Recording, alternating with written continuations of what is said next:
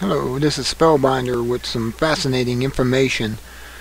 This video, put out by Lynn Horowitz, speaks of, it's called DNA, Pirates of the Sacred Spiral. He explains in the beginning of this how the Bible, when it starts talking about the Word of God, what it actually means is a vibratory frequency, which we only hear a certain frequency and see a certain frequency. It's all a sound in its own way. It's an orchestra. And the Word of God is the vibration. It's been lost to us because of the alien pirates, the New World Order, who can't, because they have no love, as David Icke says, can move forward. And so they want to keep us all with them and enslave us. Well, this here is very interesting, and it will explain to you under the certain frequencies that your DNA can be repaired. You can be illness free, or sick free, I was going to say, from anything. Almost anything they can throw at us if we can get the vibrations and frequencies going beforehand, before they actually damage us beyond repair, which I don't think we can be damaged beyond repair because God won't allow it. God is the living force. No matter where we're at in the universe, God is creating life constantly through the vibrations, through the frequencies that come down from gamma ray to X-ray, ultraviolet, to visible lights, to sound. It's all there, running at once in a great orchestra. We just need to wake up and understand that we've been tricked and fooled for decades and decades, and people have died unnecessarily because of these creatures, these aliens, because they cannot advance, because they're too greedy and too materialistic, and they're trying to make us that way so we can't advance and can't go forward. Here's an excerpt from what he's saying, and I'll let you judge for yourself. Here's something for you to think about. This is my quote.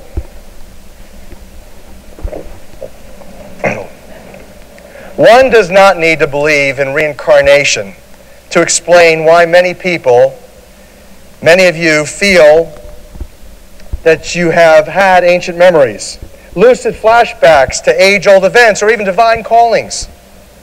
These experiences, theoretically associated with ancient ancestral memories, may be transmitted through hydroelectrified DNA. This hypothesis is supported by everything we've talked about, by the recent advances in electrogenetics, structured water science, given the liquid crystal protein nanotechnology of humanity, measurable cell membrane frequency capacitance, bioenergetic transmissions and communication network within your being, and even the phantom DNA effect through subspace. These experiences are all likely facilitated by DNA clustered water nucleosome resonances. That is, for me, as a scientist, as a scientific investigator, a better explanation for some of these interesting past life reincarnation theologies. As waves now of the spiritual renaissance crash ashore to uplift humanity, behavior will be increasingly influenced. Those resonating in harmony with this revolutionary energy of enhanced planetary consciousness will be increasingly blessed and spiritually enlivened. Human dissidence or dissonance, opposing or neglecting this incredible force, will implode from the blocked energy to their hearts. Aliens, however, may be immune to this risk and survive this change in the energy matrix of our planet.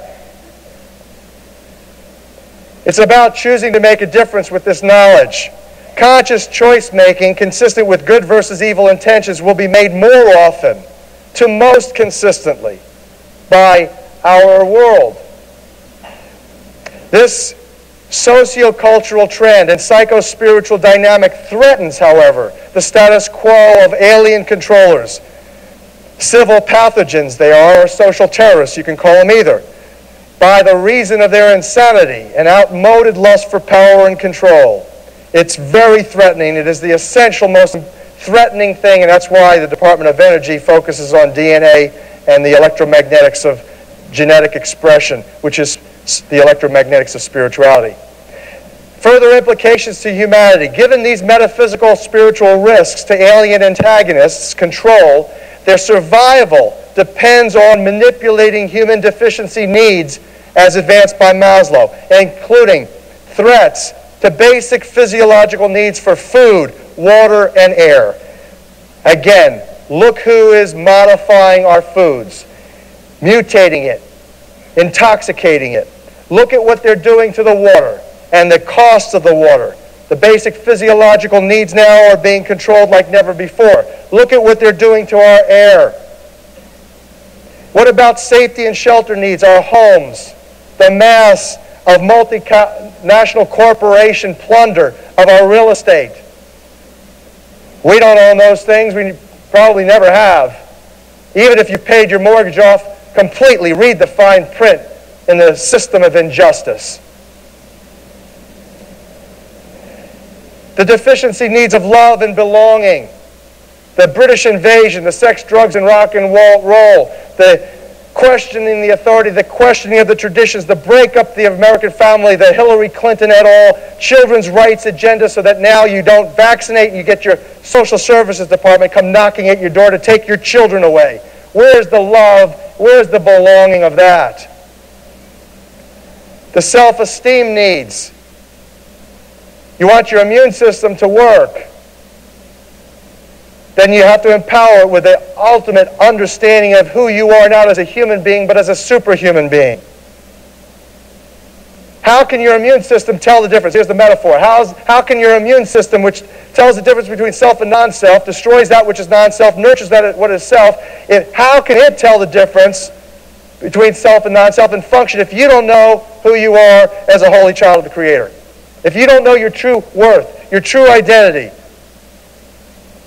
your capacity, your glory, your intelligence, your worthiness of having all the greatest blessings that the universe can provide, if you don't know that and you don't grasp that 100%, how can you expect your miraculous, energetically functioning immune system to do its work? And that's why my grandfather lived. When they autopsied his body, as I told you in the DNA, in the Emerging Viruses video, they couldn't understand how my grandfather lived for the last 20 years. Every bone, muscle, and organ throughout his body was riddled with cancer. What kept him going was the desire for spiritual service and the link to the Creator. So that's the self-esteem that we're talking about. You look at all the pathology in society, the drug abuse, the dysfunctional families. It all stems from the same thing, not recognizing in each other our brotherhood and our sisterhood, our divinity, our co-creatorship. Further implications, the current socio-political and economic trends, particularly evident in the United States under the Bush administration, strongly evidences evil manipulations and thus provides ample support for the pathognomonic diagnosis of an alien threat, an alien conspiracy against humanity, and psycho-spiritual warfare. The theory that the power of evil pales by comparison with that of good is increasingly supported by these revelations. Obviously, there is an organizing source that determined the laws for the energetic movement and evolution of life and the macrocosm. Grasping this great truth, the truth about our DNA and divinity, the electrogenetics and the universal consciousness, following simple mathematically governed divine laws as they do. Then, once you have this, you graduate. You graduate from the school of hard knocks. You get it right. It's the same as getting off the karmic wheel of death and rebirth. It assures humanity by choice spiritual evolution to become fully human and certainly not inhuman or alien. So the core problem This great likelihood of humanity's mass spiritual transformation represents the greatest risk or liability to the aliens, extraterrestrials, or simply dysfunctional, spiritually handicapped humanoids. The European oligarchy that historically engaged this world in wars, genocides, and disasters now controls the genetics industry. Hardware and software for electrogenetic devolution has been activated from space and communications networks by global operatives under several guises, including social progress, public health, homeland security, and the Strategic Defense Initiative. The only solution that we have is choosing to sing a new song. You hold the choice over living a lethal lie, resulting in a shallow and enslaved existence, or celebrating the greater truth about the sacredness of your spirit, your genetics, your divine connection, and your ability to uniquely contribute to humanity at this critical time. It is time for a new song. Increasingly, you will see families with these shared interests and values and resources and knowledge. They will develop, as we are doing in Hawaii and many of you are doing in your places, your wonderful locations, to develop spiritually your survival communities. And many will thrive as models for sociocultural normalization and superhuman spiritual evolution. I want to thank you so much for the opportunity to be here. God bless you. Thank you. Thank you. Thank you very much. There you have it. That's the secret of it all. It is in the vibratory sounds. The Yahweh, the real name of God. The vibratory frequencies, 528. You will understand 528 hertz if you do your research on it. Alright, now I just wanted to give you this little ending of his first part of his speech. It's very informing. It answers everything. I've studied vibratory science for a long time and understood that it is under the Pythagorean theories. It's been kept from us. That even under his theories, he understood the vibratory voice of God throughout the universe that sustains everything with his voice, his sound, his song, and all the angels sing and help sustain the universe. Well, that's about it for now. I'm going to let it go, let you understand, think about it. Look up this video or even the book DNA Pirates of the Sacred Spiral by Lynn Horowitz and you'll understand.